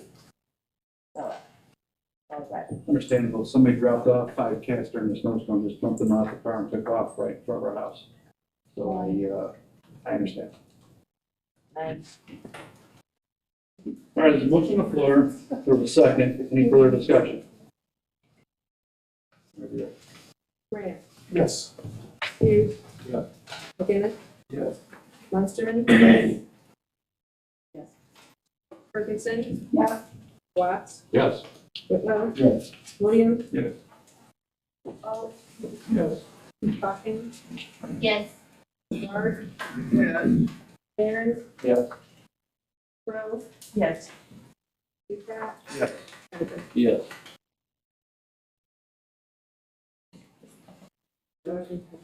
Planning and Zoning Committee.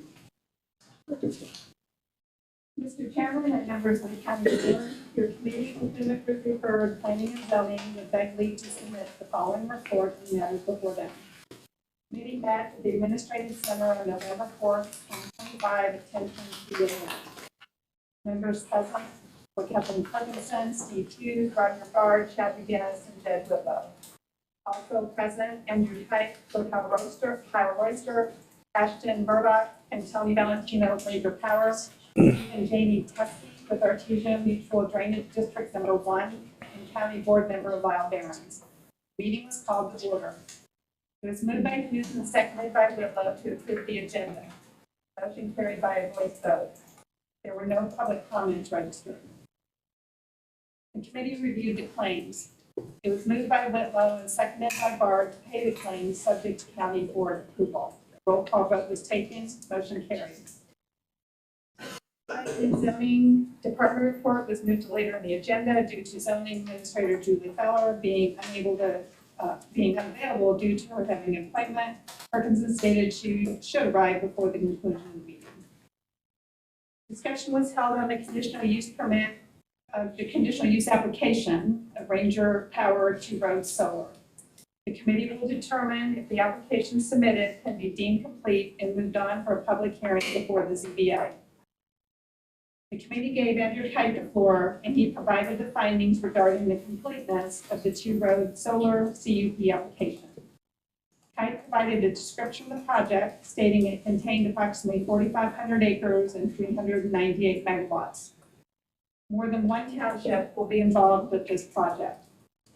Kite mentioned that there are 2 variance requests being sought with this application. These variances address the interconnect agreement and the drainage tile survey. I reminded the committee that they could potentially move forward with the CUP, but these items would need to be rectified prior to the building permit phase. I stated that due to the large size of the project site, it would make sense to allow variances, but it would be up to the zoning board of appeals. I stated that the variance requests do not excuse them from meeting the requirement. It just states that it will be in place prior to moving to the next phase.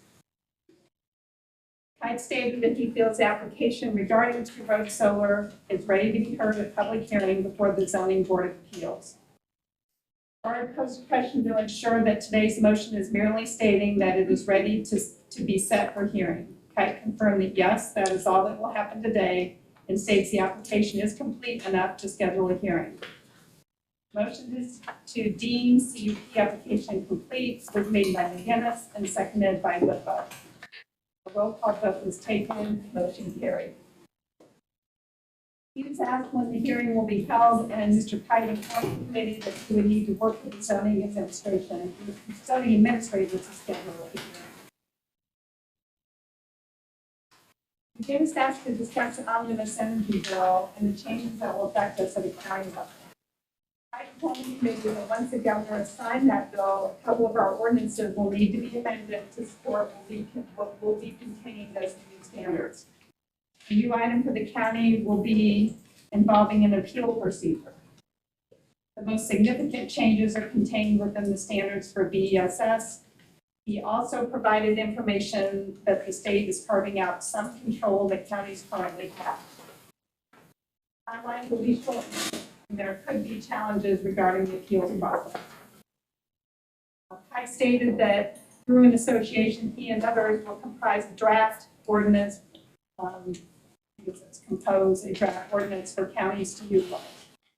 Due to shortened timeframes to process, Mr. Kite stressed the importance of obtaining alternate members for the ZBA. He also stated that a project of this size could take multiple nights to get through the entire hearing. Kite was asked when he thought the ordinance change would need to happen, and he stated that he was looking at the first quarter of 2026. There was some discussion regarding if all applications get processed through to be voted on at the county board. I confirm that all completed applications will get to the county board for a vote to approve or deny based on if they have met the guidelines of the ordinance. The new statute, though, could narrow the factors and checklist further. How the project is governed after the project is built could become the area of focus for the county. Weed management, road management, and decommissioning will be the areas of discussion. Some discussion was had regarding pending suits in other counties and wanting to ensure that we don't find ourselves in that scenario. Comments were made reminding us that our chairman has stated that if the requirements in our ordinances have been met, then we have no reason not to vote to approve. Brief discussion regarding Lewis Creek Solar Project took place. Mr. Kite stated he knew that the project developers were working with the engineer to redesign the battery storage system. The reconfiguration would allow for access to the drain tile should there be any issues in the future. Mr. Kite thanked the committee for their time and he excused himself.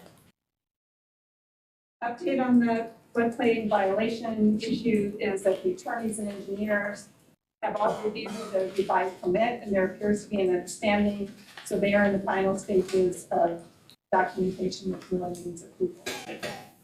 Perkinson provided some chairman's comments thanking the committee for the time that they spend reviewing documents and attending any CBA meetings that have taken place. Under old business, Mr. Teskey provided information that Artesia Drainage District Number 1 has an upcoming annual meeting. The meeting will be attended by their attorney, Kyle Ennis, that the district is required to oversee the Lewis Creek Solar Project. Parent company Renewable has stated that they're in revision of the site plan, that they have not seen the plans as of yet. Under new business, the only item was to change the meeting time to 9 a.m. for the December meeting. Due to the length of the agenda for the health committee, it would be better time served for both committees to switch the times. There was no further business to come before the committee. It was moved by Hughes and seconded by Bard to adjourn at 10:48 a.m. Motion carried by voice vote, all of which is respectfully submitted, and I move for its approval. Motion on the floor, have a second. Mr. Whitlow. Any further discussion? Mr. Crowe. Was the update on the floodplain violation issue, was that with, and? Right, that was it. And it's my understanding that everything is now ready for that revised building permit to be issued. Getting approval from us, like, Administrators who are in charge of the permit, and we put a hold on the permit. Correct. And now has released and said that they comply with our statutes based on our engineer recommendations of the site plan that Ameren has provided to them. Now they have a plan to follow, And the attorney's review of all of that. documentation, right? As soon as it's in time for them. Good to go. from the previous conversation, lawyer fees. Down above when we see all the fees, the third party experts that we hired are supposed to split the fees, or if we have those, then we'll submit for. The reason I brought that up is they violated our building permit. They did what they wanted to do. We had to do what we had to do to protect ourselves in this county. And I want to make sure that it's taken care of correctly. And as long as both parties are taking care of it all correctly, I don't see any issues. Right. All right, any other questions by anyone?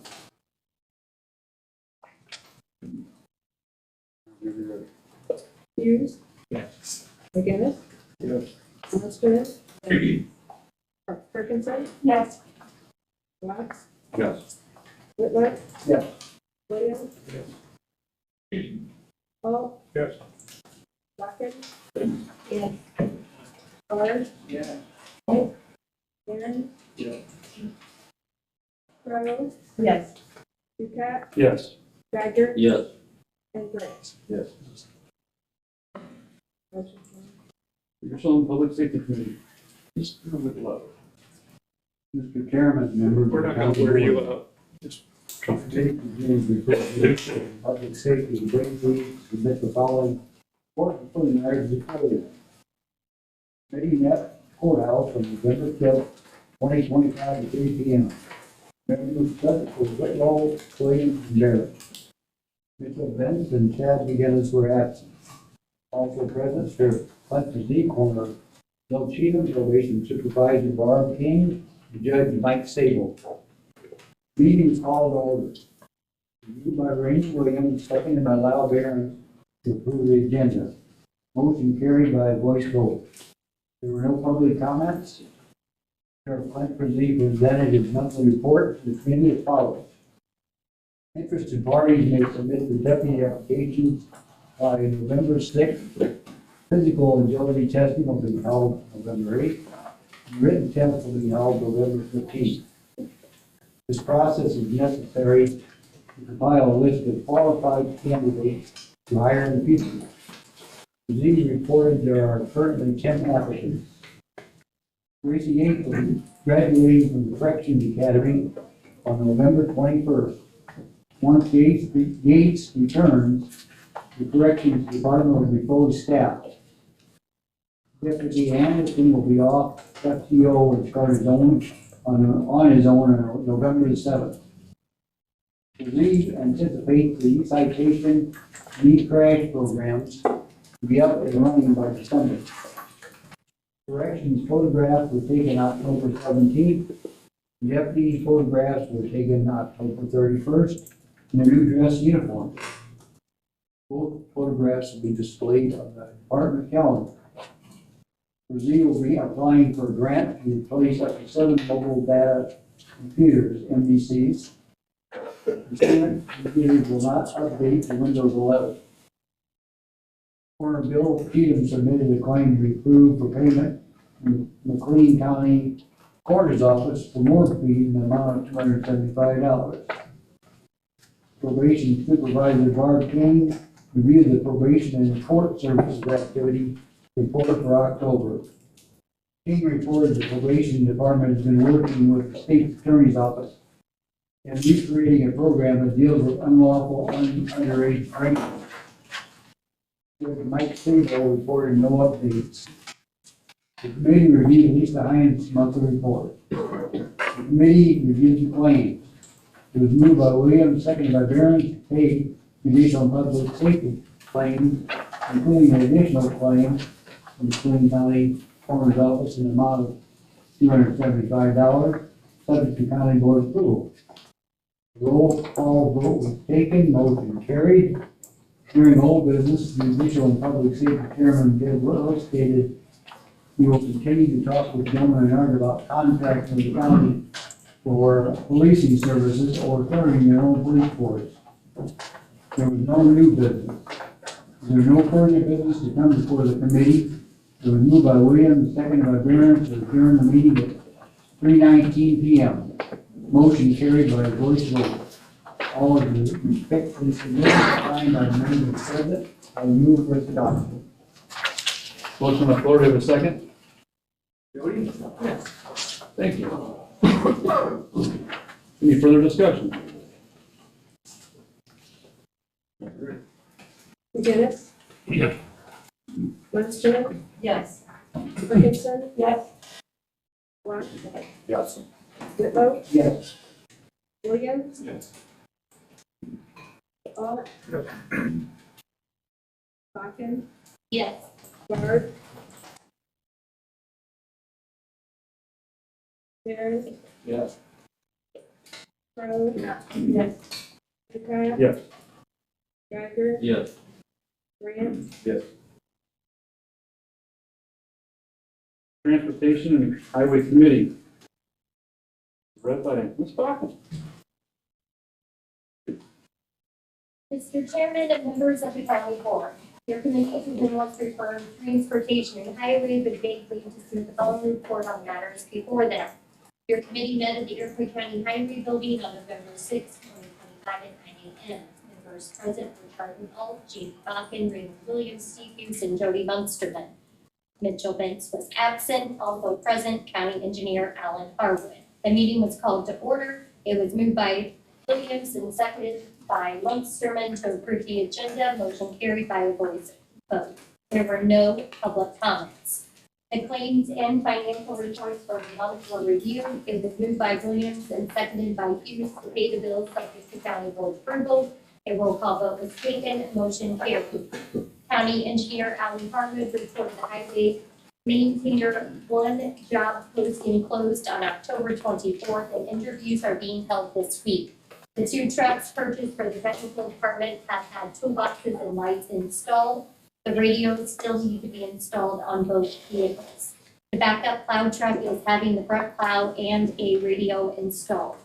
Harwood presented a resolution appropriating funds for his salary in the amount of $124,000 plus $4,000 for expenses effective January 1st, 2026 through December 31st, 2026. Harwood explained the salaries have been increased by 3% after the re-ranking. The county received a reimbursement of $72,000 for Harwood's salary. It was moved by Williams and seconded by Munsterman to approve the resolution appropriating funds for the payment of the county engineer Alan Harwood's salary in the amount of $144,000 plus $4,000 for expenses effective January 1st, 2026 through December 31st, 2026. A roll call vote was taken. Motion carried. The committee reviewed the resolution allowing Harwood to serve as acting Ford County engineer beginning January 1st, 2026 due to the retirement of the incumbent Ford County engineer Greg Perkinson. Action was tabled on the resolution until the Ford County Board has approved the resolution. Harwood presented agreements with Chastain and Associates to negotiate land acquisition for Fountain Creek Bridge and Lovejoy Bridge. The agreement for Fountain Creek Bridge states $10,600 will be paid to Chastain and Associates for land acquisition services. The agreement for Lovejoy Bridge states $6,400 will be paid to Chastain and Associates for land acquisitions. It was moved by Jamie Bakken and seconded by Williams to approve the local public agency engineering services agreement with Chastain and Associates in the amount of $10,600 for land acquisition services for Fountain Creek Bridge 22-12106-02-BR. Motion carried by a voice vote.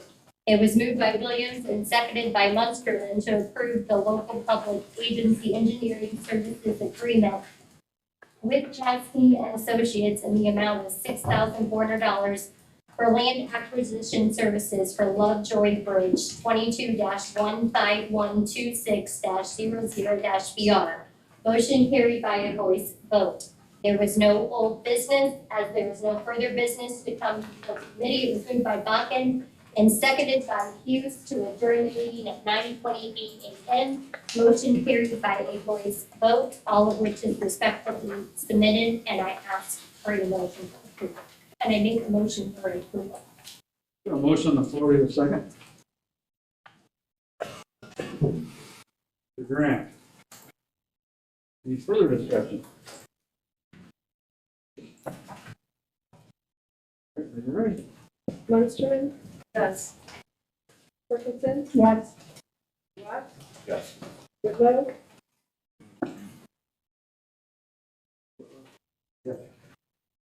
Williams, Hall, Bakken, Yes. Bard, Barrett, Yes. Crowe, Yes. Dvorak, Yes. Geiger, Yes. Grant, Yes. and Henry. Yes. Again, again. Moving on to policy and procedure committee. Here, when it's under the county board, your committee to was referred to policy and procedure with I believe the following report on the matters before them.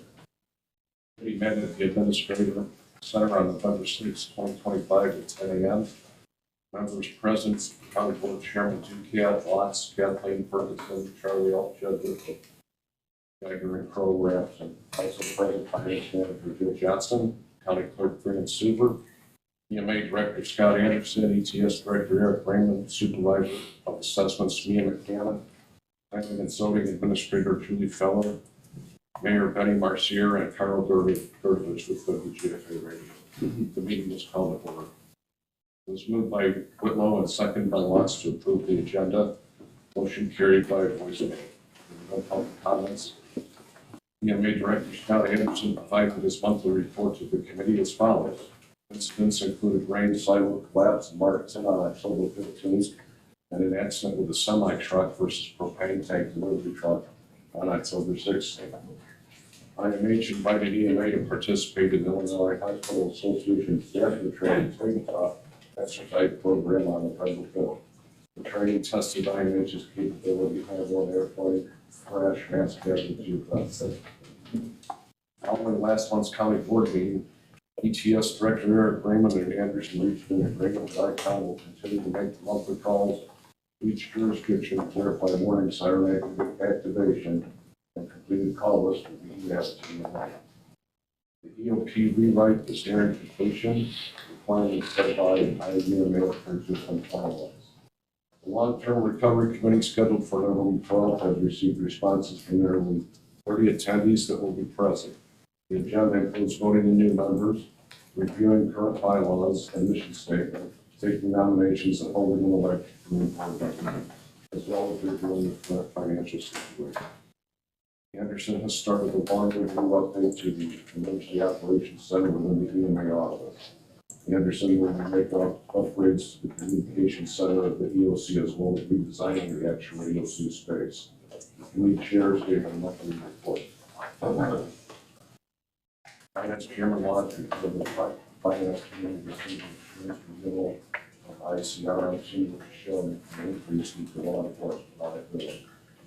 Members of the Watsika Family Festival attended the meeting seeking a donation. No action was taken and the committee have further discussion next month.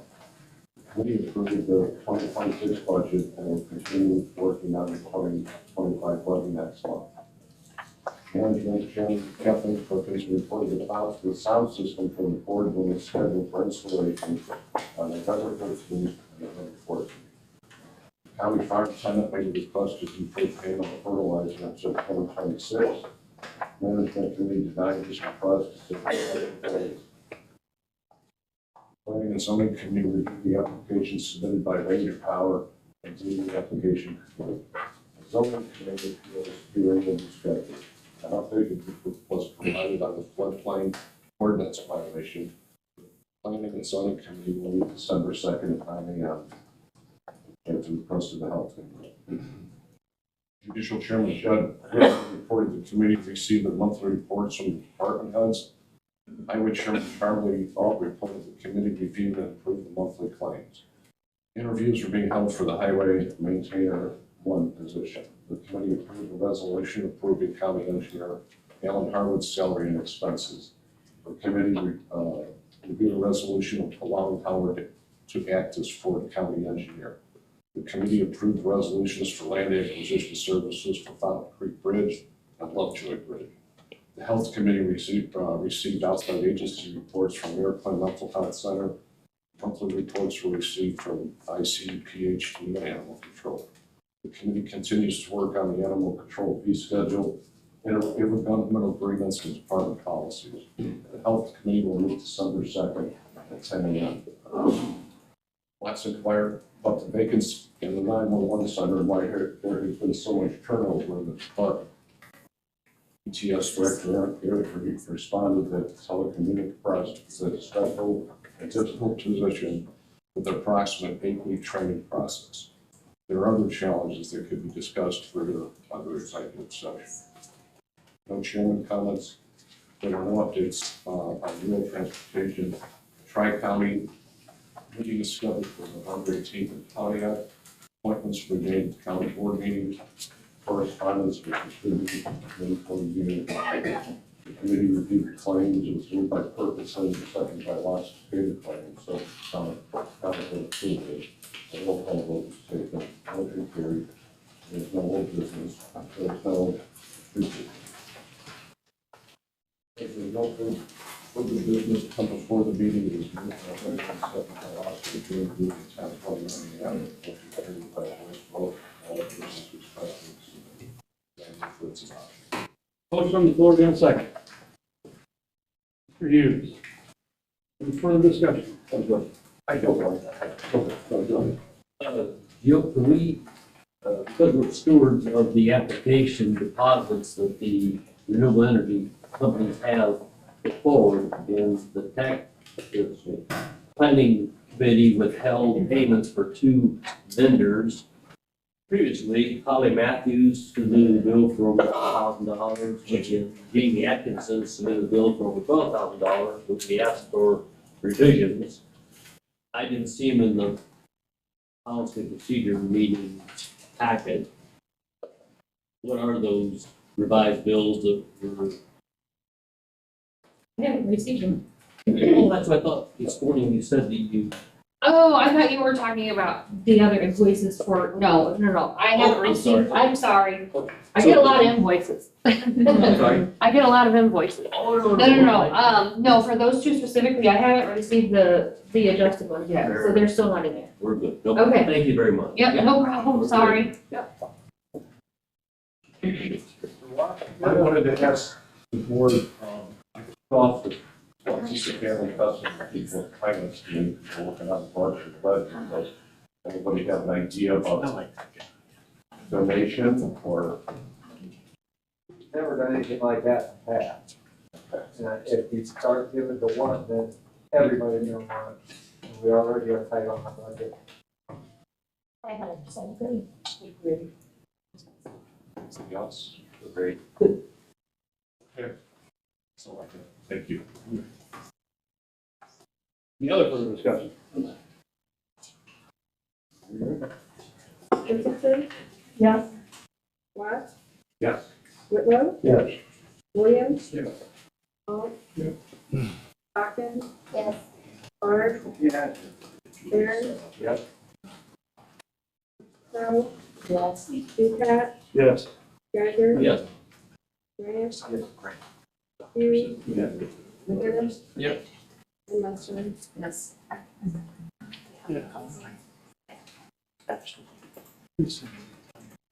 Negotiations, Commissioner Lynch, Mr. Watt.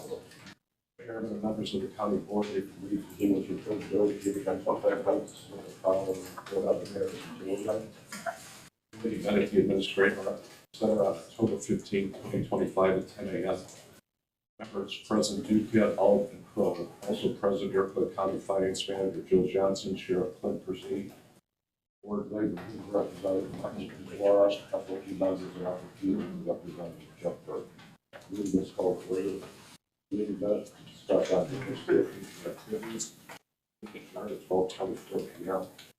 All of which is respectfully submitted.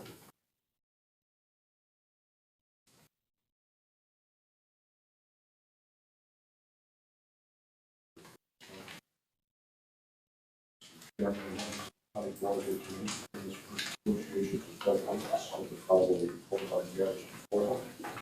Administrator President Duquette, Watt, Salter, also President Iroquois County Finance Manager Joe Johnson, Sheriff Labor Representative Chris Watt, Person Representative. This call to order. We have to discuss ongoing negotiation activities to be determined 12:24 p.m. All motions are respectfully submitted.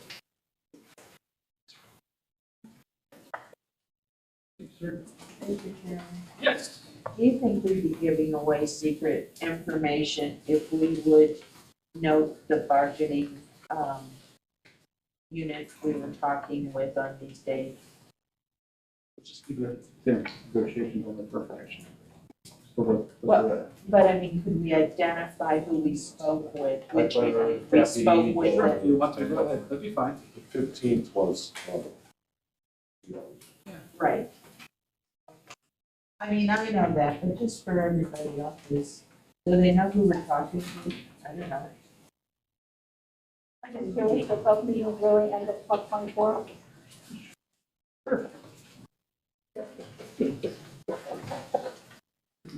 All right, we move on to appointments.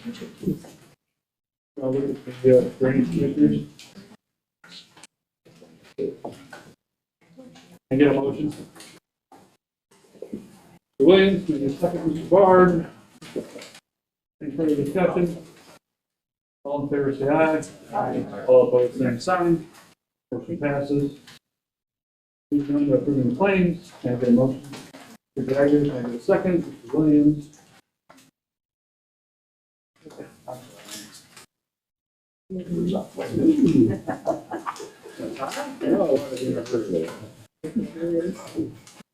Depends. Any further discussion? Second, good, go ahead. Watts? Yes. Whitlow? Yes. Williams? Yes. Paul? Hawkins? Yes. Barr? Yes. Barron? Crowe? Yes. Hudak, Yes. Geiger, Yes. Grant, Yes. Hughes, Yes. McGinnis, Yes. Littlefield. Yes. Ferguson. Yes. Motion carried. All right, any old business? I got one. Go ahead, Mr. Anderson. Just a quick update on the hazard mitigation plan adoption. Just the other day, we had 21 of the 25, and since then, 2 more have come in. So there's 24 of the 25 that have been received. The other 2 are still, I guess, waiting just for meetings.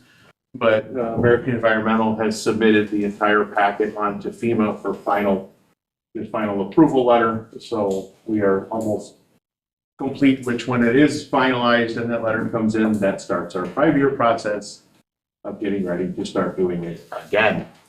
So, but that's where we're at.